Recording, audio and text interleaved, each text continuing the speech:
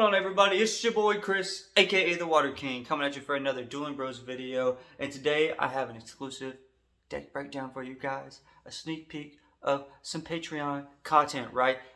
Ooh boy! So it's new, or Patreon is new. I'm still getting it going, but this is going to be a sneak peek of what's to come, right? This is a very, very good deck. It's very complicated. It's not to be underrated. It's uber aggressive, and also no, it's not really defensive at all. It's just straight up aggressive. I mean, it is go go go go go go go, right? So I love it because I love water, and I don't like lightning. I don't like pure lightning, should I say, because I feel like it's too simple. I feel like lightning is like you're a caveman and you just hit, bam, bam, bam, bam. It's just flying and first strike. That's it. Which is strong. It's not. I'm not saying that it's not strong. I'm just saying I like things to be a little bit complicated. And I like to freak people out with a complex deck that is like, what the hell's going on here? So that's what I like, and that's what this deck brings. I've used it many times against Steven in our in our duels that we normally have on both of our off days, and it's a fun one. It's one of my most favorite ones.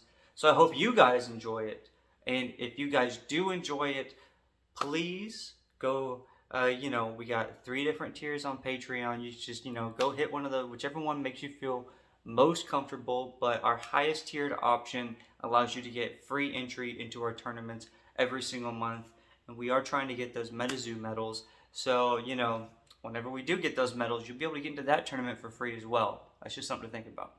Just something to think about. We don't have them yet, but we are actively trying very hard to get them. So with that being said, this is a lightning water deck. I call it Frenemies. It's very, very, very powerful, and I hope you guys enjoy it.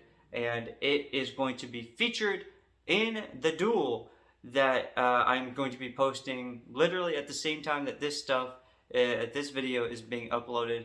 I will be uploading that video at the same time. So it's going to be fun. It's going to be going against a Forest and Spirit deck. Ooh. And I'll be doing a deck breakdown on that. If you haven't already watched that video first, then go watch that one after this, and then watch the duel if you didn't watch the duel before you watched either or. Nothing has to be watched before, but I recommend you watch all 3 videos to get the full Patreon sneak peek.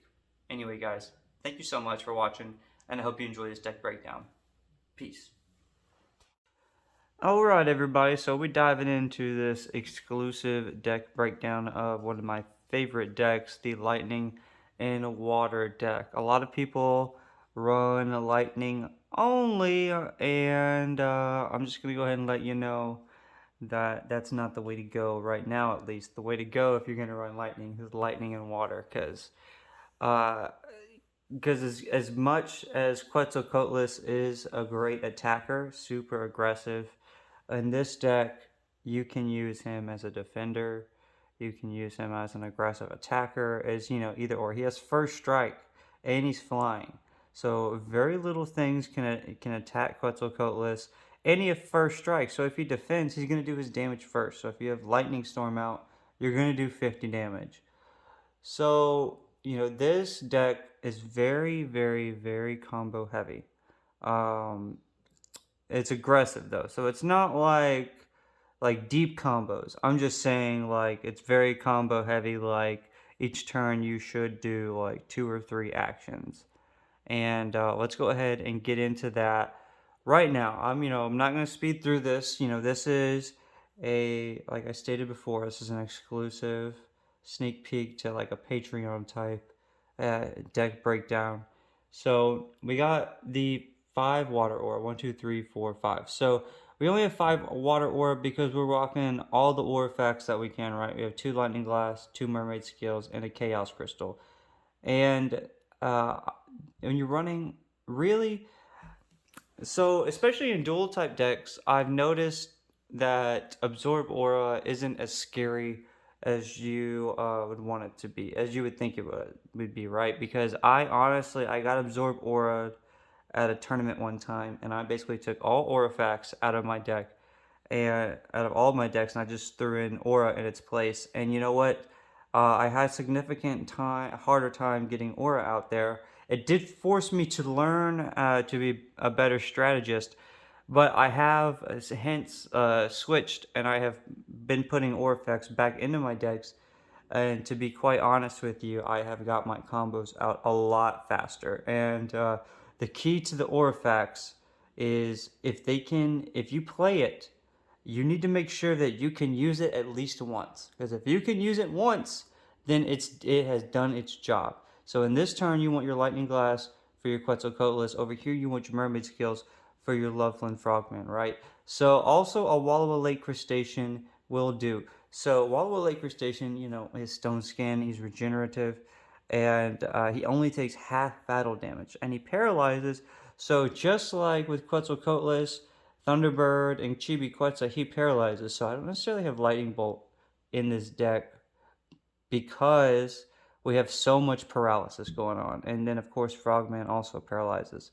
So, you know, this is a paralysis themed deck because when something is paralyzed, it has 0 attack, and you know, it can't really attack back for. So you're safe. It's a very I thought it out because at first I had like Chessies in here, and I don't know. The first, you should have seen the first iteration of this deck. It was pretty gnarly. I didn't even have Dampen in here. And I've spoken before on Lightning in a Bottles, but this time I have 5 Lightning in a Bottles because this is uber aggressive. Like, if you thought that the regular Lightning deck was aggressive, this deck is way more aggressive. So let's just go ahead, and I kind of rambled on and on there for a second, but let's finish with the cards, and then we'll go deeper into the strategy. So we're gonna have 2 Dampens. You can run a third one if you would like. I don't think there's an issue with that. I just run 2. I feel like if you're an experienced player, then running 2 is fine because you know that you only need to worry about really New Year's New Beginnings, and then also maybe another. You want to stop maybe a power up red, depending on you know, what the scenario is. But yeah, really your main thing is you just want to stop the New Year's New Beginnings because you're going to be drawing so many cards, either with Loveland Frogman or Wallowa Lake Crustacean, that it's not going to really be an issue. And you don't need more than 5 Water Aura because Loveland Frogman and Wallowa Lake Crustacean only need 2 Water Aura, aka the Mermaid Skills is perfect for both of those. So the synchronicity of all of your water cards is phenomenal, and also Dampen only costs 2 Aura flat out. So if you can only play 1 Auto Aura, 1 Water Aura, 1 Lightning Aura, then that makes it a-okay. So we got 2 Dampens, 2 Mermaid Scales, as we spoke of for Aura Facts for quick Aura. That could be 3 Aura in turn 1. You got your Chaos Crystal just to add more Aura potential. You got 2 Bookmarks because drawing power is aka the best, and you want Pot of Greed every chance you get until this card gets banned. If it gets banned, if it turns out like Yu-Gi-Oh! And they start banning cards, this is going to be on the list. I promise you. Because a neutral card that just lets you draw, whoo, man. Or they just need to make more drawing cards. That way it kind of levels the playing field. Either or is fine. I love the game. I think there's, you know, tons of ways to beat water. But that's for another video. So then we have Loveland Frogman. So Loveland Frogman, of course, if you know you blow him a kiss, he can interact any spells for you. We don't have any spells in here that would need that, so I'm just going to skip over that. You just want to make sure you have that liquid water so that you can do the Frogman special, and you know, you can draw an extra page at the start of every turn. So a lot of people have been thinking that you can play 2 Frogman and that you'll get a second page per bookmark, like at the beginning of your turn. So you don't get to draw 2 extra pages. You can only draw 1 page. I've made a video talking about this before, but I just wanted to talk about this right now, that you should only play 1 Frogman at a time. So that's why you have Dampen to stop New Year's New Beginnings. That's the only way that Frogman would leave your hand for like a surefire thing. There's like a light deck. You could be Samson cleared randomly, but even then he goes back into your spell book. There's not that many cards that let somebody pick a card from your hand and go to the cemetery. And the few that are is not very meta-ish. So you're kind of safe on that. And of course, the Frogman special, uh, is scared, paralyze, burn, sleep, and what's the last one? Oh my god, I feel what up. Confusion. Yeah, duh, confusion. So the real main thing is sleep, right? Sleep is the big hitter because you have to do damage to a beastie for it to be awakened when it's asleep. So that's really, once there's a card that like removes sleep like pretty easily, Frogman is going to be somewhat neutralized. But a lot of people think that it's all like, oh man, all those effects are scary. All those effects are scary, but you could get a lucky roll on burn. You could get confusion. You could get a lucky roll as well if because most people in tournaments now roll for the coin toss like odds and evens, because I've seen some cards damaged by coin flips. So we don't do that anymore. We don't want any cards being damaged, especially because people like to run flex decks, like myself. And then of course, scared is just, scared is on there. A lot of that is chance. A lot of that you can get out of, but sleep is what you cannot get out of. You cannot get out of sleep. You have to be damaged, and you run risk of being destroyed when you take sleep. When you're asleep and you take damage, because you take double damage from whenever you were put to sleep. So it's just very, very strong. So then you got Walla Walla Lake Crustacean, who's got Stone Skin, and he's regenerative. He has 55 LP, and we're not running Lake, so he's not going to get any attack or health bonus. But he doesn't really need it for this deck because like I just said, a lot of people don't utilize this enough. In like when I see people playing at the tournaments, when something's asleep, you could deal double damage to it. You can use your crab to destroy that, and then therefore, draw a page. So that's what this is for. You're going to deal 40 damage and paralyze. So with Frogman sleeping something, you can deal 80 damage to it, and you'll probably be able to draw that page. And of course, you need to deal 110 damage to Crab because he takes half combat damage. And in Stone Skin, he prevents from taking any spell damage, period, because of Stone Skin. Very, very good card for this deck.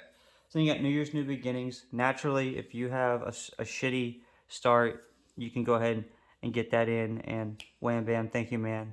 You're probably gonna have a great hand because every card in this deck is useful. That's the other thing about my decks that I build, and that are gonna be like in the exclusive Patreon. Like every card is useful. So you got 5 lightning in a bottle. So I've spoken before about lightning in a bottle. You don't necessarily need 5. Well, in this deck every deck has its own theme. This deck is lightning in a bottle. If it wasn't called Frenemies, I would call it lightning in a bottle, because you want everything to act like a Quetzalcoatlus and a Thunderbird, right? You want everything that comes out to have first strike and to be awakened immediately with fleet footwork, basically. Because we'll just go ahead and skip straight to Thunderbird. Because your Thunderbird is going to be your living lightning in a bottle, right?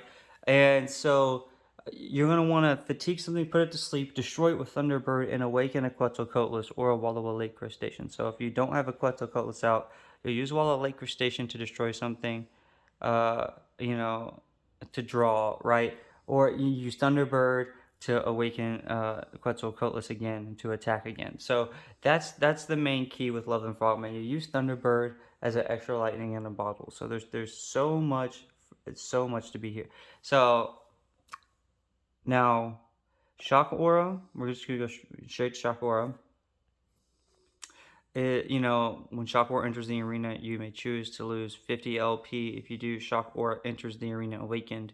You may fatigue this page at any time to generate 1 aura of any type. So Shock Aura is freaking great. You can use this to generate a water aura like that, and you can play Frogman turn 2 with a lightning and only one water aura, because you can play lightning aura and use shock aura immediately. So now we'll have Chibi Quetz. So now I normally don't advocate traps because traps aren't that useful, but Frogman is magic proof, so you cannot use a spell on Frogman. So you have to attack him to get him out unless you have a select few spells.